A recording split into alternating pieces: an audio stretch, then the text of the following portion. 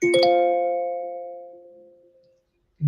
morning and good afternoon or good evening, wherever you are in the world. Welcome to our little Friday chat called Let's Talk About LinkedIn, of course, together with my good friend from Holland, Guy. Good morning. How are you today? Good morning, Mick. Doing fine, doing fine. A bit cloudy over here, and it's the day before King's Day here in the Netherlands. So a Okay. lot of people have their holidays. Uh, Okay. so it's busy on the road, and it's quiet here in the office. Good. Well, the gray weather is here too. We expect a lovely weekend, according to the weatherman. So it's going to be sunny and stuff. So we have lots of good things to look forward to. And of course, we're not here to talk about the weather. We're not talking to here about what we are going to do in the weekend. We're here to talk about LinkedIn. And if anybody has a question, do not hesitate. Put the question in the comments, and we will get to it as we go through our conversation today. So, Guy, what's great and new on LinkedIn? Well, not so much new stuff. We discussed earlier. New features, etc., are a bit slow compared to last year. Yep. And you just mentioned 25% Mm, compared to last year. yep. I think we had over 250 new Correct. features, if you want to call them all features. Yeah. And this year, what was it again? About 60? As far as I seem to remember, the number 57 or 59 sticks out in terms of what I've seen in Kevin's report, to which I actually contributed one recently, which I'll get to in a second. But yeah, it's around 60 at this point. So compared to the previous years, it grew each year. Mhm. Um, we started off, I think, a couple of years ago with only 50, 60, and then, well, last year, 250. So let's see what happens. But still, we have the same discussions. For example, hashtags, should we use them or not? That's a question that popped up in my feed last week. Okay. Um, well, most people nowadays say no value. I don't use them anymore. I disagree. I Uh, tend to I tend to disagree with that statement too. I um, mean, they three, still have three, a value, but not specifically for LinkedIn. well, three reasons, Mick. They still Mhm. are part of the URL, so Yep. Yep. that's an important argument for me. Yep. Second one is we can still search for them, so posts pop up with that keyword. And, Hmm. and last, it's not a real argument, but I just mentioned it. Daniel Shapiro, COO of LinkedIn, is still using them. Last week, he used a hashtag. So if he's using it, well, why shouldn't we? For the Okay. time, for the time it would last, because we can't follow them directly anymore. So probably they will be faded out, I guess, but I'm not sure. So why stop running 10 meters before you have crossed the finish line? No, I agree. I mean, the thing, you can still follow them if you want to. Well, no, you can't really follow them. Even if you look for the actual hashtag through www.linkedin.com/feed/hashtag and then the word, you can see how many followers it have, but I don't think you can hit a follow button anymore. But the two reasons that you mentioned, I think, are still valid. Obviously, the value for LinkedIn is a whole lot less than it used to be, but I think the value outside of LinkedIn is humongous. Um, and yeah, I mean, people can find your post through actually a Google search as opposed to um, a search on LinkedIn. So yeah, I completely agree with the whole thing. We have actually a question from Mathieu, um, which is their company has a company page and also a company group. Are company groups still a thing? because he hardly visits any groups himself, apparently. Don't we know that feeling? So, yeah, what do you think about groups, Guy, before I go? Well, this was actually a topic with a new client yesterday. Okay. Mentioned to one of the sales managers to visit some of the groups of his industry, and in this Right. case, they built cranes, excavator cranes, so they work in, for example, demolition industry, Mhm. and we have groups in on that topic. So I suggested to him, well, go and visit these groups Mhm. and check out the people, because you can still um, message all of the people. Yes. It's limited in the amount of messages, but you can basically still visit all of their profiles and Mhm. message them. Uh, so groups in that perspective are still valid and useful for me. I Uh, but in Yeah. this specific example, they have an internal group for the company. I'm not Mhm. sure why it was set up for internal discussions, but we also have other channels. Mhm. You name Yeah. it, WhatsApp, Signal, and also internal intranets. So I'm Mhm. not sure the reason, and perhaps Mathieu could add that, why they created this LinkedIn group. Well, And I think the idea is always that it's a place for both people from within the company and people from outside of the company to come together and have discussions about products, services, exchange of information. But I think I kind of agree with you when you look at groups. On the one hand, groups are basically a cemetery because they're as dead as you can possibly want them to be. yeah, When it comes down to content and content consuming or contributing. On the other hand, their gold mine, for the reason that you just mentioned, is that people are members of those groups, and it allows you as a member of that group to get in touch with other members with a free message as opposed to an in-mail. And yeah, there is a limitation on that, but still, that's why it's a bit of a gold mine if you're from a sales perspective or a recruitment perspective. I find them to be the gold mine for contacting people, and you already have a good hook because you're both member of the same group. On the exactly. other hand, from a content point of view, I think groups are pretty much dead because they are either not run. Um, John says groups are not cemeteries. Okay, John, but most groups are. There's probably going to be groups out there that are definitely working, but I do tend to find that groups are content wise most of the time, kind of deadish. I'm glad that John mentioned that Of not all course. groups are cemeteries, because for his Espresso Plus group, I suppose it's a very useful um Agreed. setting to share information in a closed environment. Yeah. And in that Agreed. perspective, and he's managing it properly, I guess, Yep. actively Mhm. also. So in that perspective, groups are perfect. But in most cases, indeed, they're not that well in performance. Well, One step back, Mac, to the previous topic about hashtags. yeah.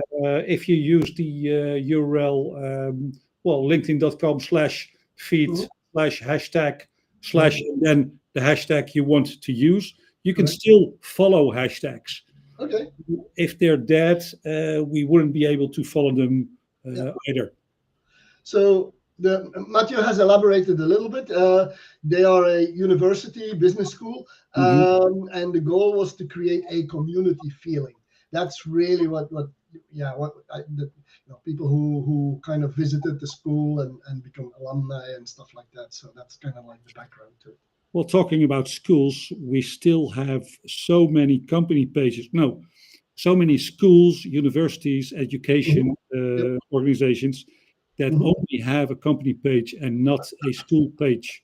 Agreed. So that's a missed opportunity for many education organizations that if I've attended a certain school, university, I can't find the alumni, and we can't put them Mhm. in our education section in our personal profiles. Yeah. Okay, John, both you and I agree on the groups, and I wanted just to put it black and white because I think a lot of people who have this idea of creating groups and then being very disappointed. But if the group is well run, like the Expressor group, and I've been experiencing that for the last, month or so, and happy to stay there. Most of the groups are not well run, and I think if they're run in the right way, they can become valuable. But it takes a lot of effort, and I know how much time you do spend, John, into running your Expresso group. So I just wanted to get that off my chest and not be the black and white guy, but I like to be the black and white guy. So But indeed, Mick, you're right. I mean, it takes a lot of time to run a group properly yeah, and to keep it running and not being the only person posting. And well, there's John again or there's Mick again. So to get people actively participating yep. is quite a job. I want to touch on another thing, and maybe people have noticed it. I actually have the proof of it these days, but if you recently looked at your home feed on LinkedIn, I think the amount of posts that are 2 weeks or 3 weeks old are very much up from in the past. So what I'm seeing is, and a lot of people are seeing that with me, I think. I don't know about you, Guy, but posts apparently, the posts that make up your home feed is you're beginning to see more and more older posts and fewer, recent posts. Is that something you've noticed? No, I just well, the first post in my feed is from a guy called Patrick, and I met him 13 years ago, and he mentioned me. He tagged me in a previous post about hashtags, Mhm. so he popped up because we interacted. So that's Mhm. quite natural and logic. Second is a promoted one. Then the third one is Gus Bandel. So we actively interacted. So, and all posts of 11 minutes, 59 minutes, Mhm. 1 hour. So no, not in my case for the moment, Mick. Right. Now, there was some talk about this in direct messages and in people's posts and stuff like that. And I think there was even a conversation about that in the Expresso group this week. I've taken a look at my numbers. As you know, I track the numbers of my posts by the first 50 views, the hour, the day, and then a week or two later. And I've noticed there is a shift beyond the 1+ day, actually. And the shift is major league. I mean, where in the past I would reach about 70% of my total impressions after one day. Now that's only like anywhere between 55 and 60%. Interesting. So, And and that's based on the numbers of this year and last year. when you open your notifications, Mick, what do you get in the first notifications? Because for me, 1, 2, 3, 4, 5, 6 are notifications from company pages I manage, and Mhm. then the first personal post is one from you, and well, we engage Mhm. basically a couple of times a week. Um, but I have a lot of notifications about company pages in my first 7 notifications. That's not the case on my side. I do have some, but not really. But again, that's what makes LinkedIn interesting, is that nobody is the same. Yeah, absolutely. But like I said, there's a lot of people who actually ask me the thing about what's the deal with these old posts that keep showing up in my post. And when you look at it, I started them taking notice, and I did actually see And that was happening in my feed too, is that I had more posts that were 2 weeks and, and older, which is not a bad thing, but it means, and it kind of shows that LinkedIn really is serious about making your posts lifespan longer, as opposed to, playing the short-term game and getting 50 million, likes and comments in the first hour kind of deal. Let's talk about comments, Mick, because Yeah. Pre-live you mentioned Yeah. LinkedIn is going to slow down or have Yeah. less comments. True. Well, yeah, there was a message yesterday, or a post by Daniel Hall, who kind of pointed out that LinkedIn has the intention, or whatever it is, but people are beginning to get issues if they start to comment a lot, and the number of 30 comments a day is floating around for whatever it's worth. I'm luckily not in trouble yet with that, but it seems like LinkedIn might be imposing, and I speak in the possible voice here, that LinkedIn might be imposing a limit of 30 comments a day, in possibly what I would say, and if that would be the case, an action to fight the pods. Mm-hmm. But in the meantime, I've seen a second person who kind of posted about something similar, having trouble posting. So it is becoming a point of discussion. Well, with common sense, it makes sense, limiting to a certain amount the amount of comments you can add. If we're talking about bots, for me personally, I'm posting less, and I find it with clients, they find it quite difficult to write content.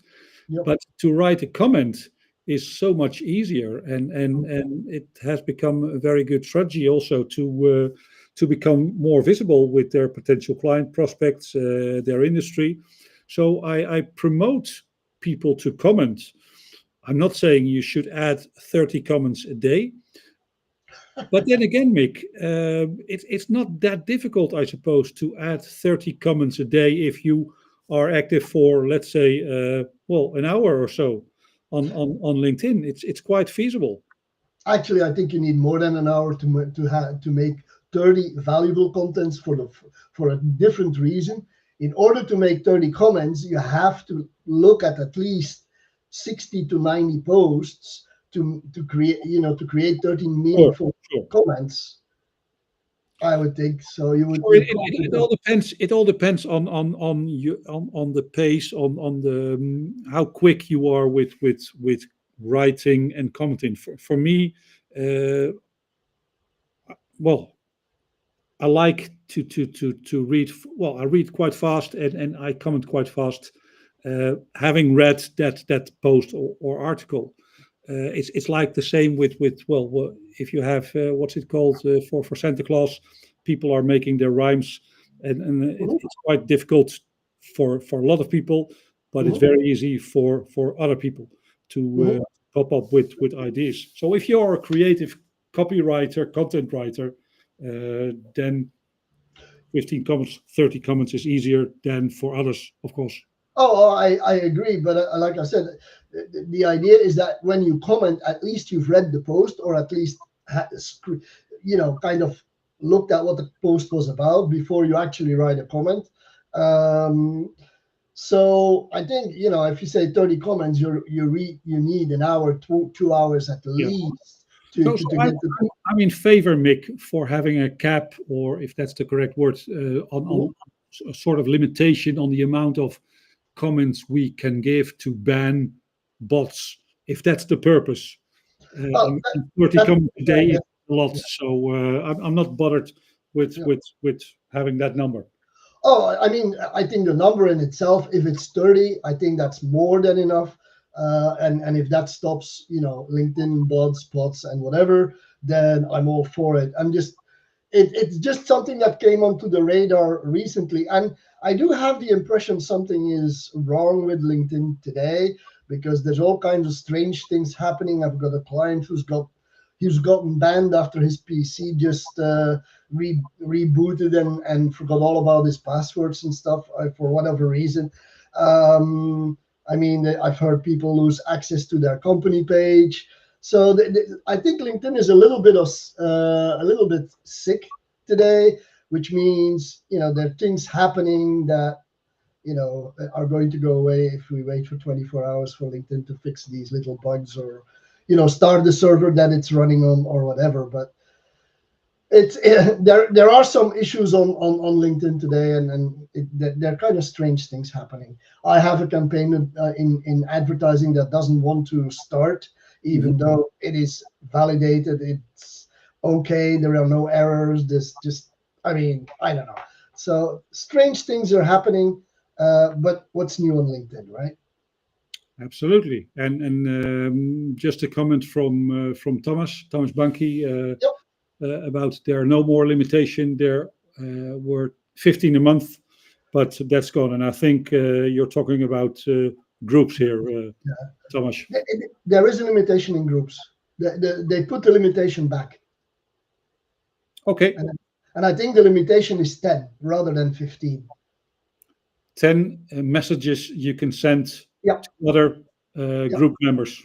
Yeah, correct. And that's per month.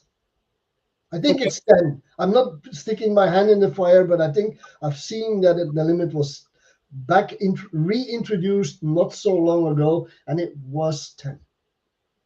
And again, common sense, Mick. If you are a salesperson and you want to message every group member in a certain group, that can become spammy. True.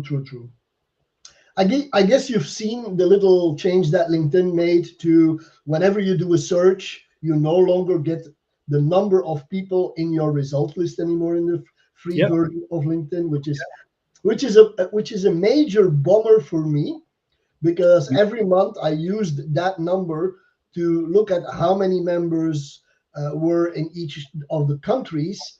And now it becomes more of a tricky game to figure out how many there are.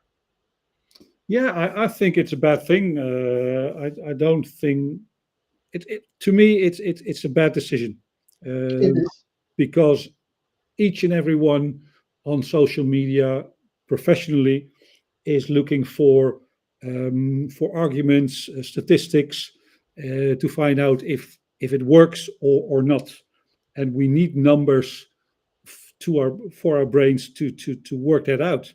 If we don't have the numbers and we can only scroll down and we see, okay, 3 pages are the results, it's difficult to work with that, Mick. So I would like to bring them back, but again, it's their call. Oh no, it definitely is. But I think the strange thing is that now you do a search, and then if you search for your ideal customer, you do a search. You would like to get at least an idea of how many people are on LinkedIn that kind of are in your target audience. Now you kind of have to guess. You can look at the bottom and see how many screens you have, but at the most you'll see 100.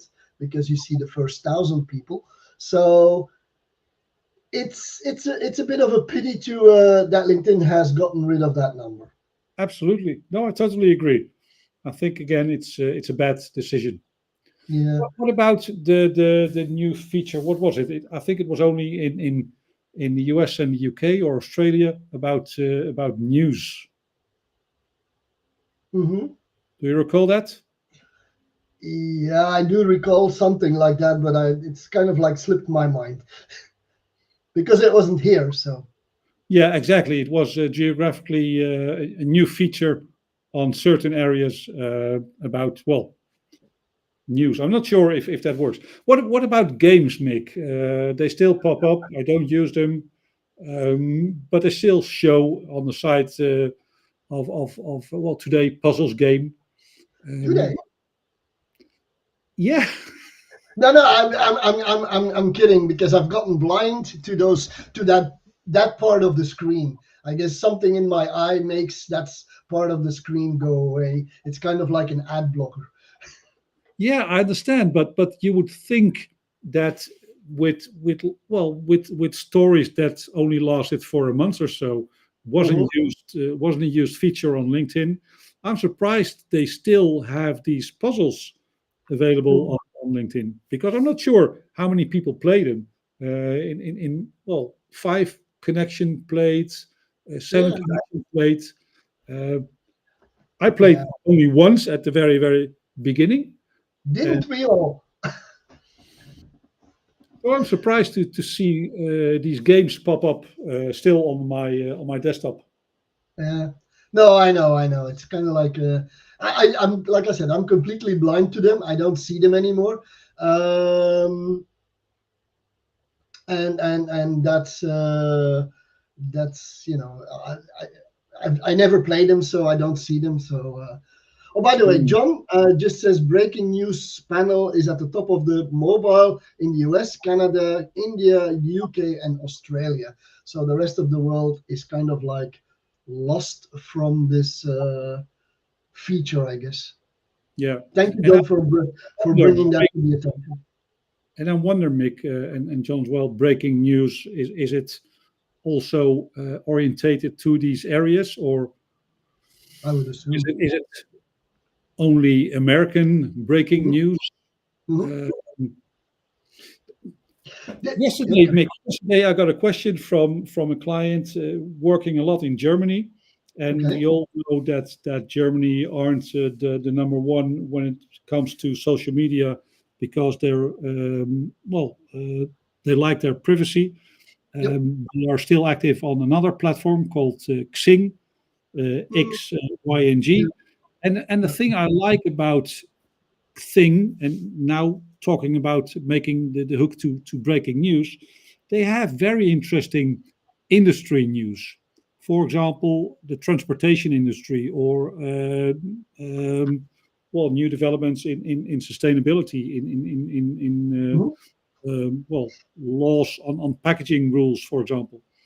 So in that perspective, I would copy. I would like LinkedIn to copy this social media, Xing, for industry news. Mm, I mean, breaking news to me, also in the past, was a bit like, yeah, okay, it's only American news, or it's mhm, politics, mhm. or it has nothing to do with business. Right. Right. So But I wonder, breaking news, what type of news you will see, John, and also, what was it again? Australia. So Roy would see it. Uh, mhm.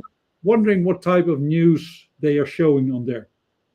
Okay. Well, and it's only on the mobile, so it's not on the desktop anyway. So How do you know, Thomas?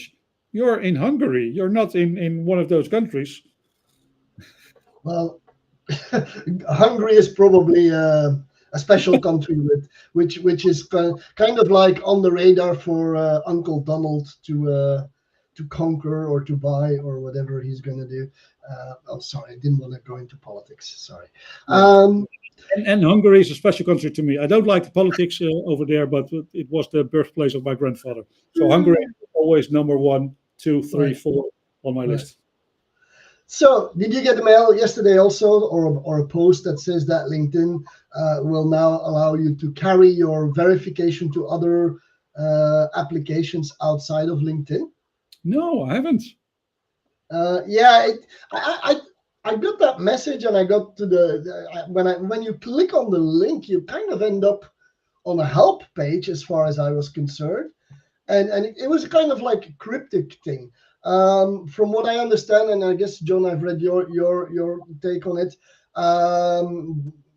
earlier this morning, is that you can actually take your verification that you have on LinkedIn to other platforms, so that people, when they see on that platform, your profile, then obviously the verification badge would be there. That's how I understand it would work. But there was an interesting statement in that mail which said that they, or in the post or whatever it came with, which stated that 80 million people had a verification badge. It's like, that's a real low number. Because we still have difficulties like women. They have, well, maiden name or the name of their partner. So Yep. you can't choose your birth name Mhm. to be verified. Same goes with people that changed their name from, let's say, Jonathan is in my passport and everybody knows me as John. So I have John in my LinkedIn profile. So you Mhm. have to have the exact Yep. name that is given in your, well, ID card or passport to be verified. That's a limitation.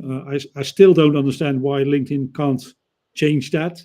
I mean, technically, that wouldn't be that difficult, I suppose. Mhm. And the other one is again, people are afraid that it will get into the wrong hands. That Yeah, that's what the main reason why people don't want to get verified. Definitely not via persona, which is the ID scanning. A lot of people are very afraid about giving their data to this organization that they don't even know who it is. And in all honesty, we don't know. I mean, they're a trusted partner, but still, you don't know if they're going to be hacked tomorrow. Then your data is on the street. and data is becoming more and more valuable, Mick, Yep. nowadays with all politics and whatever is going on. So people are, well, I understand people can Mhm. be afraid of what to do with their data. Yep. Now I see. I'm beginning to see more and more people getting verified with their company email, though.